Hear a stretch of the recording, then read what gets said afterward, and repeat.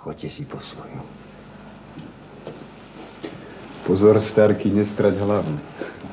Ženáč. V Hlani si oslavoval striebornú svadbu. Večera pre 24 osôb. Prípitok za prípitkom. Kolegovia mi darovali púzdro na cigarety a každý si dal do neho vyriť meno. Aj spevokol poštárov mi prišiel zavinšovať, lebo, viete, som ich solistom už 20 rokov. Vyrozprávaj jej to. Luis, drahá, nehneváte sa. Nie ste unavená. Prosím, ja by som naozaj... Nechcem vyrušovať, Bože chrán. Ideme. Už tu ani nie sme.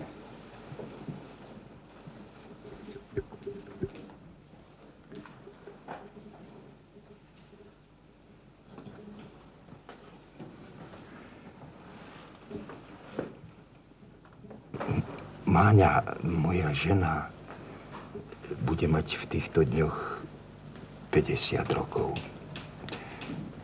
Neviem, či sa dovtedy dostanem domov. Lebo, viete, tu dni ako si splývajú.